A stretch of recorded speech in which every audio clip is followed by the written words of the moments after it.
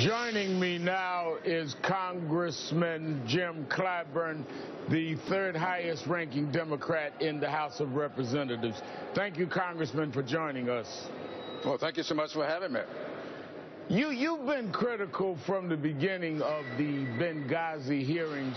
Now that it has happened this week with former Secretary Clinton, what's your opinion of what happened? Well, thank you so much for having me once again. You know, I think the American people got a chance to see that what many of us were saying back in the beginning is true. This was a witch hunt. This was a way for the American people to finance a political process because there's nothing to be found here. And now the American people have gotten a chance to see it. So I must congratulate the chair, the Democrat leader, Elijah Cummings, for doing what I thought was a magnificent job pointing to the hypocrisy all of this. Congressman, how do you think this will impact, if at all, the 2016 race of Secretary Clinton? Well, I think this matter capped off a very good week or 10 days for Secretary Clinton.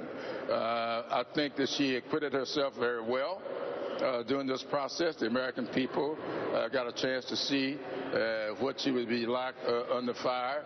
And so I think she's in pretty good shape. Now, with Joe Biden, who I love like a brother, deciding not to get into this. Well, I've got to stop you there, because Politico says that your statements to them saying that he should not run was one of the deciding factors in his not running. And not only do you love him as a brother, you carry a lot of weight, particularly in South Carolina. I know that as a former candidate for president myself. And for you to say he shouldn't run, and that's the third primary, and well, the second primary, third in the process, that's like putting up a huge red sign. So I don't know how objective you can be about his withdrawal.